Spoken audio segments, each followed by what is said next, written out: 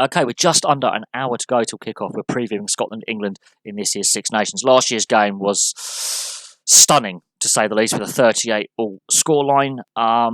Really high-scoring game. I think we're going to get a high-scoring game again today with some of the exciting players that are on the field.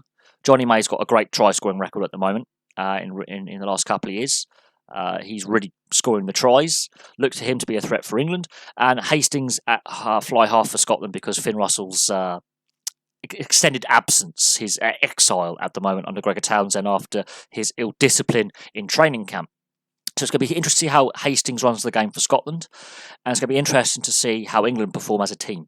There were too many individuals last week. Johnny May's tries came from his individual efforts, and they were great tries.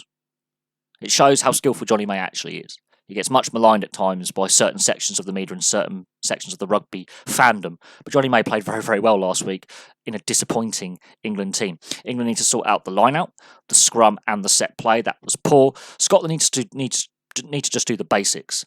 Protect the ball in contact. Sometimes be a little bit more conservative in their attack. I know Gregor Townsend wants to, them to throw the ball around and just strike off first phase. You can't always do that. And England are going to be angry after last week. Scotland should be angry after last week. This first 20 minutes could be where the game is won and lost. Whoever's on the front foot after the first 20 minutes, if there's a big gap in the scoreline like we saw last year, I don't think we're going to see an 80 minutes like we did last year. So much has happened since then. England have made a World Cup final.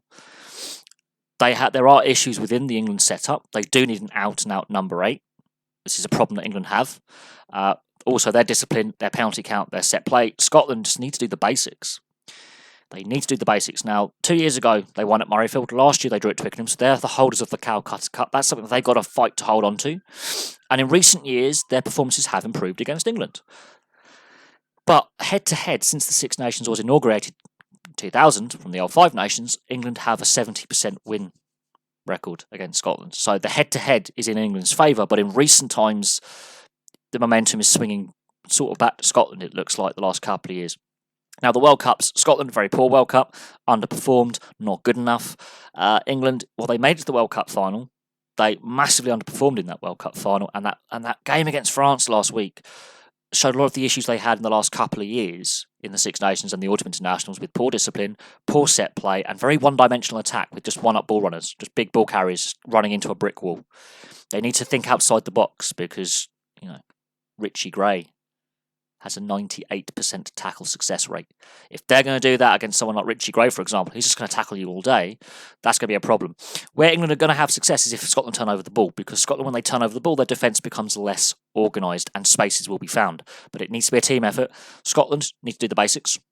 They can't have another Stuart Hogg incident where they drop the ball in a try-scoring situation. That was embarrassing from a world-class player. So they need to do the basics and work their way into the game.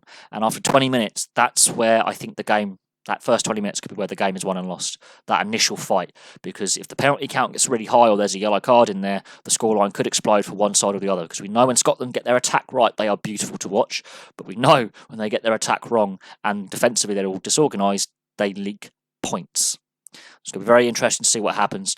But Gregor Townsend, I think, is the coach under the most pressure, although Eddie Jones is under a bit of pressure again as well. It's going to be interesting to see what happens. This is the oldest rivalry in international sports. It's a heated rivalry with a lot of hate at times, so discipline as well. But I'm going to leave that there. Let's see what happens in the match. And in about 50 minutes' time, as I'm recording this video, they kick off. So let's have some fun this afternoon. And then tomorrow we've got France versus Italy, which I think also could be a very fun game. Italy showed some signs against Wales, even though I think execution let them down. They want to try some more expansive running rugby. And France, they put a big marker down last week. So that's going to be interesting tomorrow. But thank you very much for watching. And I'll have some more videos for you soon.